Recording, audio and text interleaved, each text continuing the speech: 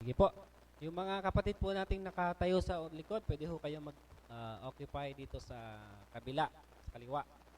Kaliwa ko or kanan nyo para komportable po tayo.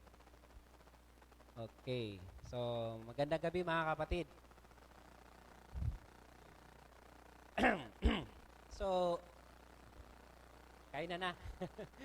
So, ang pamagat po ng mensahe po ngayong gabi ay nahango po sa schedule ay yung tinatawag nating food for the soul. Ayan, food for the soul. Sa atin bilang mga Kristiyano, tayo ho ay, ang sabi ng salita ng Diyos, man shall not live by bread alone. Ano? But, kailangan mo rin ng kape. Ano? Kape. So, but from every word that comes from the mouth of God. So, bilang mga Kristiyano, meron din tayong tinatawag na spiritual food. Ano? Kaya lang, ang spiritual food po ay dalawang uri. Ano? Merong pang mga bata at merong mga pang matatanda. So, sa Bible, meron tinutukoy na solid food sa mga matagal ng Christians at meron namang mga pangbata pa o baby Christians or mga baguhan. Yung tinatawag na milk. Ano po?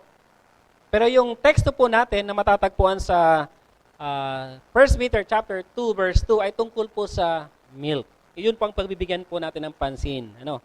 Bakit mahalaga ang milk sa isang Kristiyano? Spiritual milk na tinatawag. Okay. Ang unang tanong mga kapatid, bago natin buksan yung pag-aaral ay, sa inyo bang pansariling buhay, meron ho ba kayong desire sa inyong buhay na palaging hanapin o magbasa ng Bible araw-araw? No? Yung tinatawag nating desire for the Word of God. Kung paano po tayo kumakain ng sa ating physical na katawan, kumakain po tayo umaga, tanghali at gabi, ay ganyan din ba ang ating desire na kumain ng salita ng Diyos sa pang-araw-araw ng ating buhay Kristiyano? Bago po tayo magpatuloy, tayo po muna ay manalangin. Dakilang Diyos, maraming salamat po sa muli sa iyong kabutihan, sa buhay ng bawat isa sa amin sa gabing ito na kami nagkasama-sama para muli kaming mag-fellowship, sambahin ka, magkatipon sa lugar na ito para mag-aral po kami ng mga salita. Amin pong hiningi muli ang iyong Banal na Espiritu, ang iyong patnubay, para samahan po kami sa pakikinig ng iyong mga salita, nang sa gayon ito po'y tumimo sa aming mga puso at ito'y eventually maipamuhay po namin, Panginoon.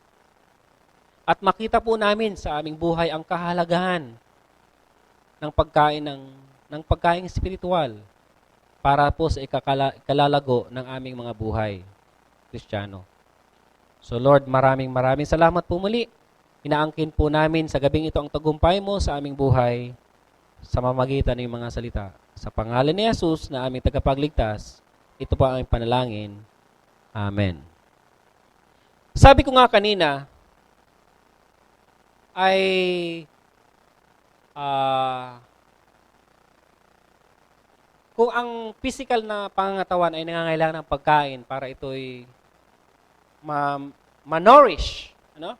Simula't simula pa sa pagkabata hanggang tumanda, hanggang sa bagong mamatay, kailangan pang kumain ng pagkain physical. Ganin din yung ating spirito, mga spirito bilang mga Kristiyano. Meron ako diyang picture ng isang baby. Ano? Picture ng isang baby. Ayan. Ang usually kinakain ng baby, meron dito ako nakitang baby kanina, yung anak ni, ano ba yan? Ayun, hawak ni Kuya Tony. Ang kinakain niyan ay gatas palagi. Ano ba ang kahalagahan ng gatas sa isang bata? Ang gatas ay actually ay mostly made of protein. No, protina po yan, ang gatas. Yun po ang nagpapalusog, nagbibuild ng mga body tissues ng isang baby habang lumalaki. Ang kanyang resistensya, doon din kinukuha. So napakahalaga ng gatas sa buhay ng isang baby. Kasi ito yung, dito nagsisimula ang paglaki ng kanyang katawan para ma-develop ang kanyang immune system, lumakas ang kanyang mga tuhod, ang kanyang lungs, everything. No, kailangan ng milk. Ganon din sa buhay Kristiyano. Kapag isang tao ay ipinanganak na muli, ang unang-unang ipinapakain dapat sa kanila ay spiritual milk.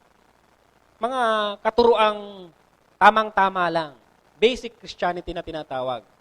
Sa mga missionaries, sa mga leaders, sa mga nagkakanak ng Bible study, meron kami tinatawag na basic Christian doctrines. Yun po ang mga dapat ituro muna sa mga baguhang Kristiyano para sila ay matulungan sa paglago about prayer, meditation, Bible reading, fellowship, baptism, Holy Communion. Yun ang unang tinuturo. No, worship. No? So, yun ang unang tinuturo. Para bago sila actually mabautismo, ang tinuturo, pinapaliwanag muna sa kanila to.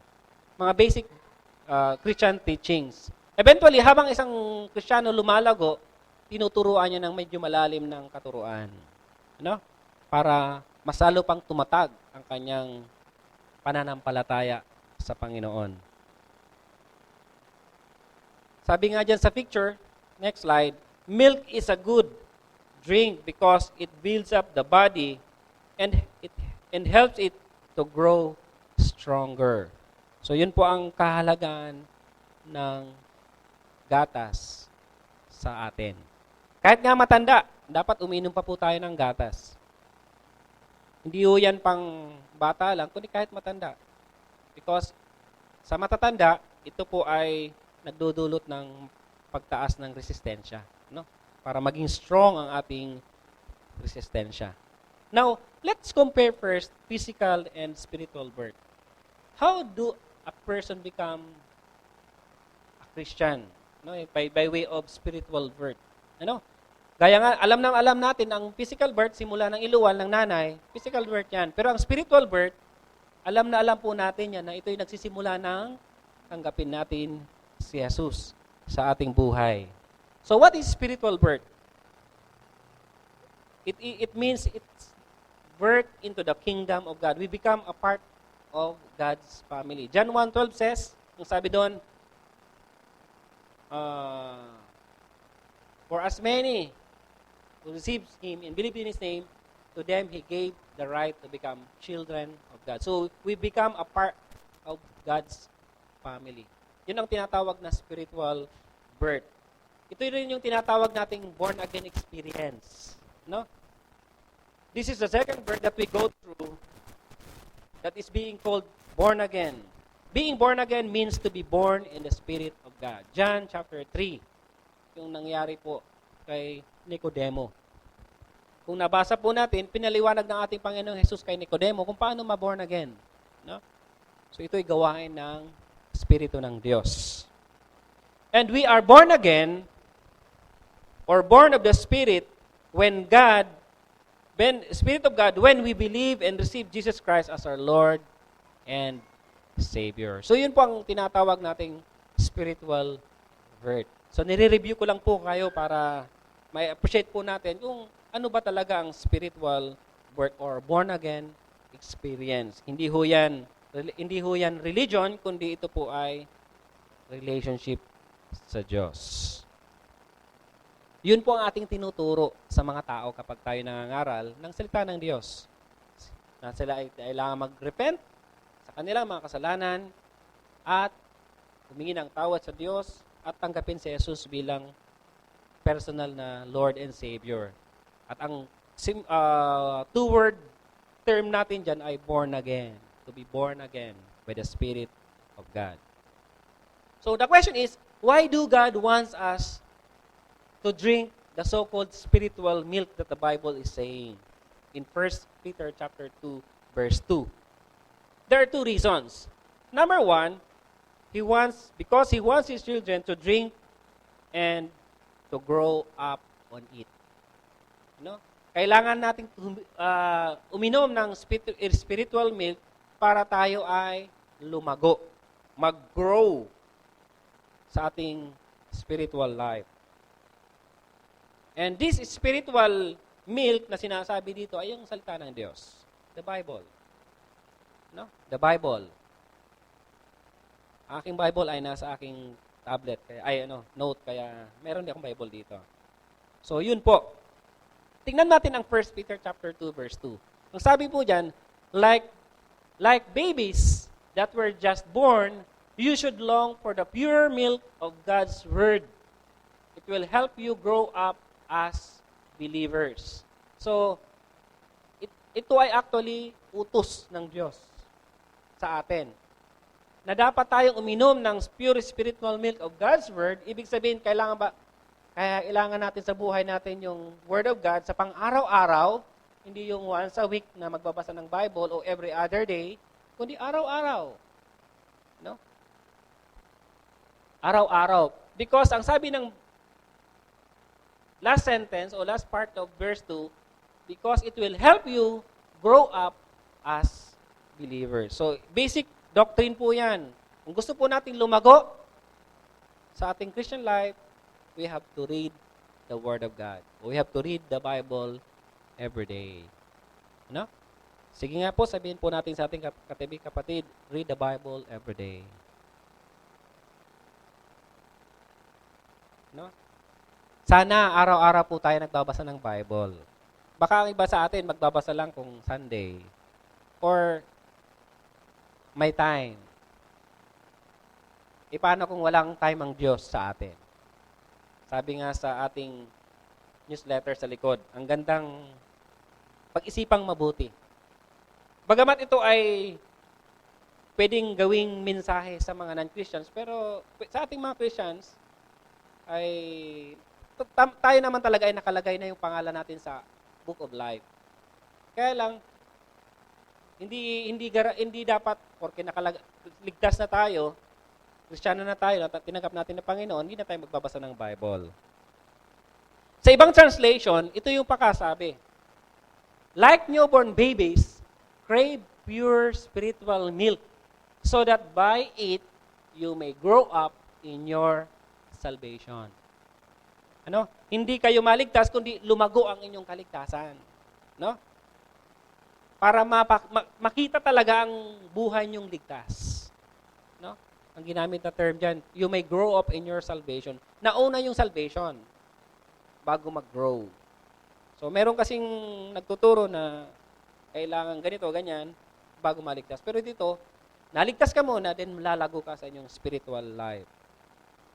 So, in order to grow in the grace and in the knowledge of God, we must have the desire to drink the Word of God. Yun po ang unang-unang dapat magkaroon tayo, yung tinatawag na desire. Yung pagnanais na lumago. Hindi ho kasi nagtatapos sa born-again experience ang tinatawag nating Christian life. Kailangang lumago.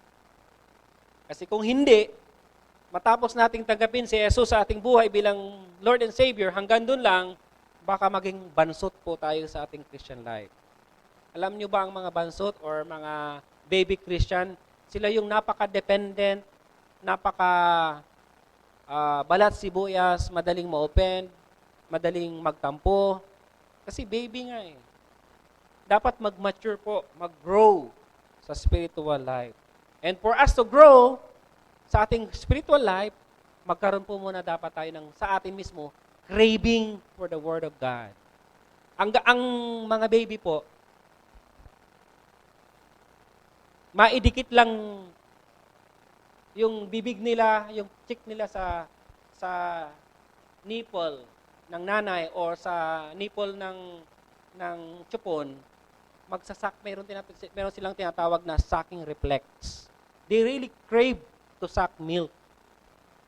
So ganun po yung tinatawag na craving. No? Minsan lagay mo lang yung daliri mo sa bibig niyan, sisip-sip na yan. Ganun po ka-craving yung mga baby.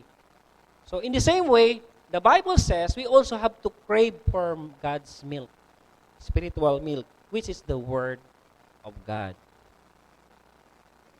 And to drink the Word of God, the milk of God's Word, we must. There are 5. There are 4 things that we must do. 5 things that we must do. Number 1, read God's Word. Sabi ko kanina, basahin ang salita ng Diyos araw-araw. Isaiah chapter 34 verse 16 says, "Seek out of the word of the book of the Lord and read, and not one of these or the details of the prophecy of the word of God shall fail."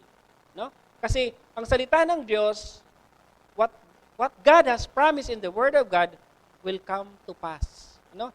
Hindi po tayo bibiguin ng Diyos sa bawat promise na meron siya sa kanyang salita.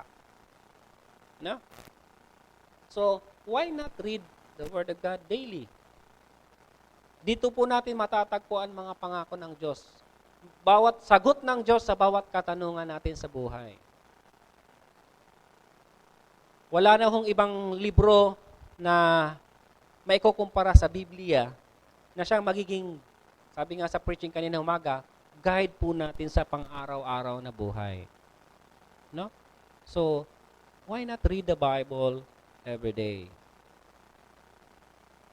Hindi lang po yun. Hindi lang dapat natin binabasa ang salita ng Diyos. Study it. No? The second thing we must do in drinking the Word of God is study it. Ano? Pag-aralan. Hindi lamang basahin, pagkatapos babasa, tapos. Kailangan pag-aralan. Ang pag-aaral po ay nag-research. Kino-compare mo iba-ibang translation or nagtitingin ka sa Bible dictionary or commentary. Yun po ang pag-aaral. Ano? Kaya I encourage you to, kung meron man lang kayong budget, bumili ng study Bible or life application Bible. Kasi kahit yun lang, marami ka na pwedeng mapag-aralan. Kasi kung simple Bible lang na from Genesis to Revelation, there are times kung hindi ho tayo ganun ka masigasig, baka kulangin tayo ng pag-aaral sa pagkakataon. Pero kung study Bible, life application, marami po tayong matututunan. How much more kung marami tayong references sa ating bahay sa pag-aaral ng Bible. So it's not just reading. It's also about studying the Word of God. No? Yan po ang dapat po natin gawin when drinking God's Word. 2 Timothy chapter 2 verse 15, "Study to show thyself approved unto God, a workman that need not to be ashamed, rightly dividing the word of truth." Yun po ang amon ni Pablo kay Timothy. Na pag-aralan mo talagang mabuti ang salita ng Diyos para ikaw ay maging ganap na lingkod ng Diyos. Hindi lamang yon sa atin, para tayo talagang maging ganap na mga anak ng Diyos. Magkaroon ng kaganapan pala, hindi yung para maging anak ng Diyos. No. Magkaroon ng kaganapan. Ano? Sabi nga sa John chapter 10, is it 10 or chapter 7? "My sheep listen to my voice. They know me and they follow me." No? So talagang pinagmumuni-muni ang pinag-aaralan ang salita ng Diyos. Number 3, ano yung una? Read it. Number 2, study it. And number 3, na-mention na yung kanina ni Brother Mau sa kanyang preaching, meditate on God's Word. In Joshua chapter 1 verse 8, sabi doon, "Do not let or keep this book of the law always on your lips. Meditate on it day and night, so that you may be careful to do everything written in it. Then, the promises of God, if we meditate and study the Word of God day and night, you will be prosperous and successful." Mga kapatid, Meron akong nais sabihin na dalawang bagay tungkol sa bagay na to. Unang-una, meditation. Pangalawa, the key to success. Meditation muna. Ang meditation po mga kapatid, parang baboy. Parang baka o kalabaw. Kung mapapansin niyo po yan, maghapon po yung kakain ng damo. Maghapon yan. Pagkatapos niyang kumain, siguro puno na yung kanyang tiyan, hihiga po yan, uupo, mapapansin mo, hindi na yan kumukuha ng damo sa paligid niya, pero ngumunguya-nguya pa rin. Wala ka naman nakitang damo, di naman niya nagsasabsab na, pero ngumunguya pa rin. Ano ang ibig sabihin nun? Yung pala, kaya ang tawag po sa kanila, ruminants. Matapos nilang ipunin yung damo sa kanilang tiyan, iluluwa uli yan nila, tapos ngunguyain. So, kaya regurgitation ang tawag niyan. Pagkatapos, lunukin, iluluha muli sa bibig, ilalabas muli sa bibig, tapos nguyain, nginunguya-nguya. Kaya gumaganyan-ganyan palagi yan, habang nakaupo o habang nagpapahinga. Yun po ang meditation. Magkatapos mong basahin, pag-aralan kaninang umaga, maghapon, minumuni-muni, pinag-nikisam-kisam o pinag-meditate ang Word of God. That's what meditation is. No?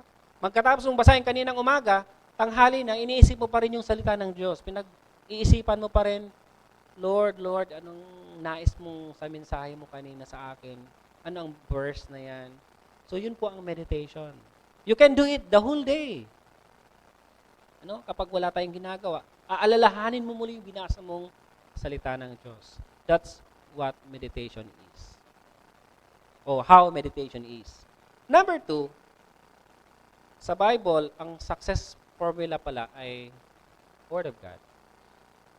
Kahit saan man po tayo pumunta, kahit ano man po ang pag-aralan natin, kung gusto po natin magtagumpay talaga, ang susi na binibigay ng Bible, kahit i-research po natin ang Bible, ang susi para tayo magtagumpay, Word of God. Kapag binigyan po natin ng halaga sa ating buhay, saan man tayo mapunta, tayo ay pagtatagumpayin ng Diyos. Ako nga nung ako'y makapasa sa pagdodoktor, mga kasama ko may nag-abroad, kung saan-saan. Sabi ko, doon na lang ako sa amin, sa Pilipinas. Sa amin sa Iriga. Ayaw kong pumunta kung saan-saan. Meron pang offer sa akin mag-abroad noon, dito na lang. Pero, bless naman ng Lord, naging tagumpay naman ako sa aking practice, sa aking pagiging doktor. Because the secret is not, nag-aral ako na kung ano-ano. It's because of God. I give importance to the Word of God in my life. That's the formula for success that the Bible gives us, is giving us. So saan man po tayo, lalo sa mga young people, saan man kayo mapunta? Pagdating ng araw, huwag niyong kakaligtaan ang salita ng Diyos sa buhay niyo, araw-araw. Yun po ay inyong magiging baon sa inyong pagtatagumpay. Ano? Number 4, believe in God's Word. What God has promised in the Word of God, believe it. No? Claim it. Ano po? I-claim po natin. Because, sabi nga ng preaching kaninang umaga, because the Word of God contains truth. Ano? It contains God's truth. When you find, nakalagay po dyan, when you find a promise in the Bible, claim it. Panghawakan po natin. When you come to a commitment, to a commandment, obey it. And when you read a truth, believe it. Pag sinabi ng Diyos na ganito, paniwalaan po natin, i-claim po natin, at sundin po natin. Kasi yun po ang nais ng Diyos sa atin. Sabi nga ng Bible, obedience is better than sacrifice.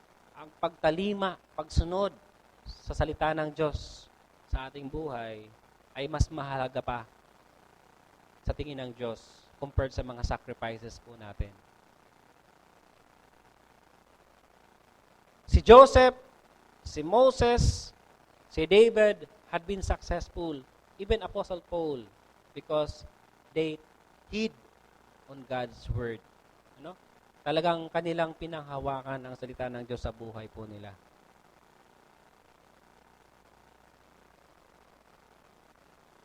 Meron po nga nakalagay dyan, believing God's word will set us free.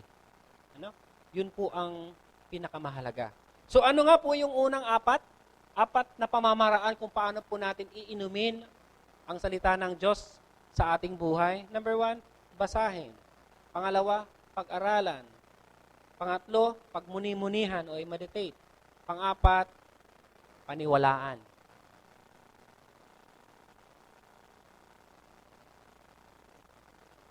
Meron dyan nasingit na slide. Nakalagay po dyan, for I am not ashamed of the gospel, for it is the power of God for the salvation of everyone who believes. No? Romans chapter 1, verse 6.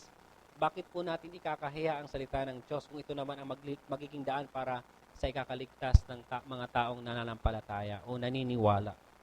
Ano? Number 5, ito pinakamahalaga. Useless po yung apat, mga kapatid. Useless na basahin po natin ang salita ng Diyos, pag-aralan, i-meditate, tapos ano pa yung isa? Paniwalaan kung hindi naman natin ipapamuhay. Ano? Yung tinatawag natin walk the talk. Ano? Sabi ng Bible, be a doer of the word. James chapter 1, verse 22. Tingnan po natin ang 1:20. Be doers of the word and not hearers only, deceiving yourselves, your own selves. No? Sabi nga ni James, show me your faith without your work, and I will show you my faith with works. No? By what I do. So, ibig sabihin, matapos mo nating basahin, matapos mo nating pag-aralan, matapos nating, ano yung patlo? Pagmuni-munihan, matapos po nating paniwalaan sa buhay. Dapat makita. Makita sa ating buhay. Kasi useless po yun kung hindi naman talaga makikita sa ating buhay. Kung hindi naman makikita sa ating pananalita. Hindi naman makikita sa ating mga prinsipyo. Hindi nababago yung mga likong prinsipyo. Hindi makikita sa ating kilos.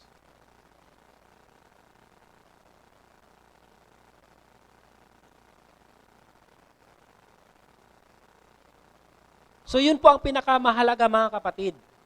Yung number 5.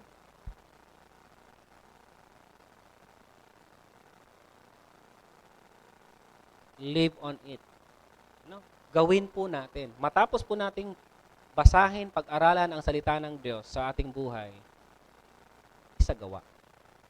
No? Yun po ang proof na talagang tayo nga ay talagang sumusunod sa Diyos.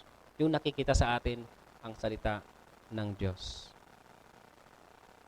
Sige nga, sabihin natin sa ating katabi, pinamumuhay po ba, kapatid, ang salita ng Diyos?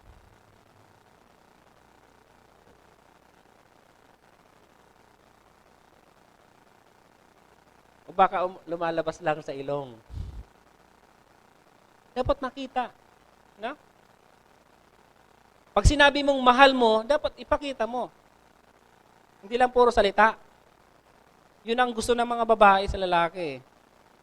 Sasabihin yung mahal mo ko, love type mo ko, wala ka namang ginagawa, wala ka namang pinapakita. Ganun din ang Diyos sa atin. Maniniwala ang Diyos na mahal natin siya kapag nakita niya sa atin yung ating pagmamahal sa Diyos. Kasi ang Diyos, nang sabihin niyang mahal niya tayo, sabi niya John chapter 3 verse 16, for God so loved the world. At hindi lang tatapos doon, that He gave His one and only Son. So meron siyang ginawa. Ganun din tayo, mga kapatid. Kapag mahal natin ang Diyos, meron dapat kasunod na paggawa.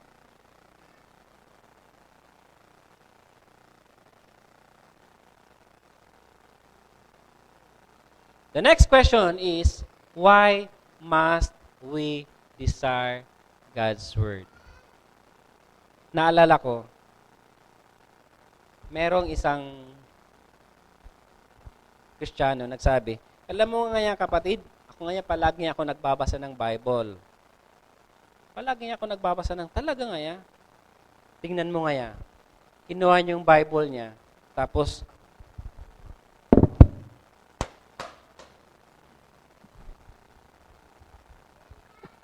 binabasa palagi, bakit maalikabok? Yung pala, wala sa gawa. Hanggang salita lang. Inaalikabok na, ibig sabihin, hindi binabasa. Parang yan, nasulatan na ng read me yung Bible niya. Kasi puno na ng alikabok. Na? 2 Timothy chapter 3, verse 16. Na-mention na rin po yan ng speaker kaninang umaga. Because the Bible is given by the inspiration of God. It is profitable for doctrine, for reproof, for rebuke, for correction, for instruction in righteousness. The purpose, so that the man of God, the Christian, may be perfect, thoroughly furnished unto all good works. Para may makita sa gawa. Ano? Makita sa buhay, sa kilos, sa pananalita, ang bunga. Therefore, as we close, if we want to grow in Jesus Christ, we must desire God's Word. No? Yun pa ang pinakasusi. Dapat meron tayong desire talagang lumago. Kasi kung wala tayong desire lumago, kahit bigyan ka ng iba-ibang translation na Bible, isang library ng Bible, wala ka naman desire, useless. No? Dapat magkaroon talaga tayo ng desire to grow sa ating Christian life. And we know for a fact that it is God's will. It is God's will that we come to know Him personally. And that we learn how to live for Him according to His Word. God does not want us to be ignorant of His Word. He wants us to know Him in this Word. No? Kaya ako, mga kapatid, palagi po akong, kahit ako nagbabasa ng Bible gabi-gabi, every time gabi-gabi ho ako kasi nagdi-devotion, nagbabasa ng Bible, nag-aaral. 5 o'clock, binubuksan ko yung aking radyo kay Pastor Nacaryo. Ang galing po niya. Ang blibli ang sagot. Magaling po siya sa hermeneutics. Kung gusto niyo matuto kung paano sumagot sa mga tanong ng mga tao, sa mga pilosopong tao, sa mga taong nagtatanong kung anong sagot, makinig po kayo palagi. Hindi ko naman sa tinataas si Pastor Nacaryo, pero yung program ang ganda po. Ano? Marami po akong natututunan sa kanya. Kung paano siya mag-quote ng verse sa Bible, pansagot sa mga tanong ng mga tao. No? So, para hindi tayo maging ignorant sa ating buhay. Kapag mayroong nagtatanong, hindi natin alam kung ano yung sasagot. So, mahalaga po ang salita ng Diyos sa ating buhay. Ephesians chapter 5, verse 17, therefore, do not be foolish, but understand what God's will is. No? Yan ang gusto ng Diyos sa ating lumago sa ating Christian life. That's the reason why we need the food for our souls, the Word of God. Of course, for us to understand the Word of God, kailangan natin ang banal na Espiritu sa atin. Kailangan mo natin hingin ang guidance ng Holy Spirit. Ganun naman yung palagi. It's not by might nor by power, but by the Spirit of God. So, pag mababasa po tayo ng Bible, mag-aaral po tayo, mag-meditate, always ask God's Spirit to guide us. No? Para maunawaan po natin ang salita ng Diyos. Ask God to open our eyes para sa ating Christian life. Tumawag palagi sa Diyos. No? Tumawag palagi. Yun po ang mahalaga. And lastly, hindi ibig sabihin mga kapatid na nag-aaral na po tayo ng Bible sa ating bahay, hindi na ho tayo magpe-fellowship. Mahalaga pa rin ang fellowship. Ano? Mahalaga pa rin. Bakit? Yun din ang utos ng Diyos sa atin. Para lumago po tayo sa ating Christian life, we need fellowship. Ano? Sabi ng Bible, faith comes from hearing and hearing the Word of God. Hindi lang reading, kundi hearing. Alam po, ganito. Kung hindi, may mga pagkakataong hindi nyo nauunawaan, maaaring na ipapaliwanag ng preacher ang salita ng Diyos.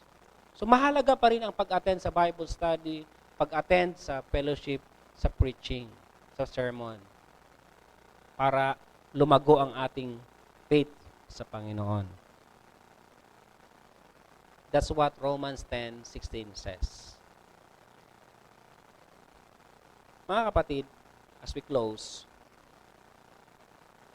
God's Word, the Holy Bible, is the only book that never changes. Kaya sabi ng Panginoon, everything will pass away, but my Word will remain forever. Pagpalain po kayo ng Panginoon.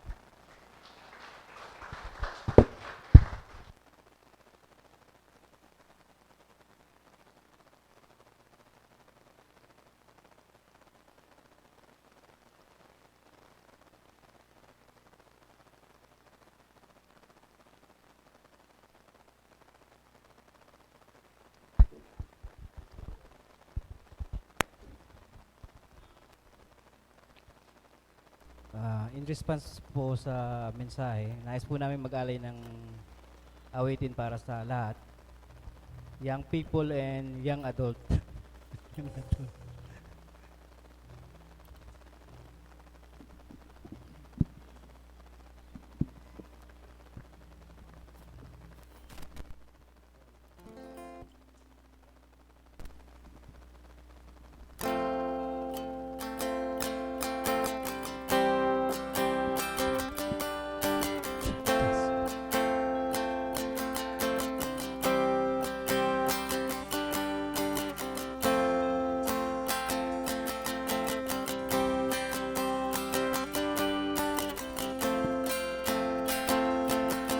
Sometimes I've been to your misery man. Should I stumble again, I'm caught in your grace. Everlasting, your light will shine when all else fades. Never ending, your glory goes beyond all fame.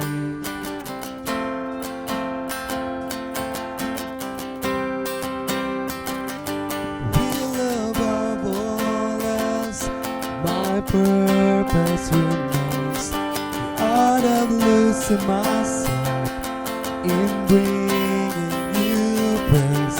Everlasting, your light will shine when all else fades. Never ending, your glory goes beyond all fame. Yeah, my heart and my soul, would I give you control? Consume me from the inside out, Lord. Let justice and praise become my embrace, to love you from the inside out. Everlasting, your light will shine when all else fades. Never ending, your glory goes beyond all faith. And the cry of my heart is to bring you praise from the inside out, Lord. My soul cries out, Lord.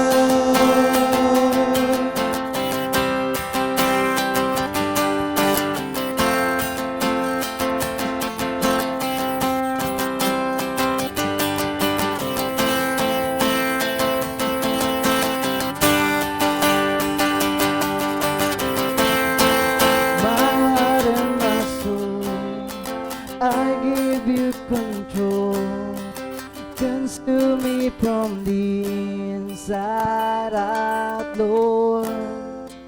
Let justice and praise become our embrace, to love you from the inside out. Everlasting, your light will shine when all else fades. Never ending, your glory goes beyond all faith. And the cry of my heart is to bring you praise from the inside out. Lord, my soul cries out. Everlasting, your light will shine when all else fades. Never ending, your glory goes beyond all faith. And the cry of my heart is to bring you praise from the inside out. Lord, my soul cries out from my inside out. Lord, my soul cries out, Lord.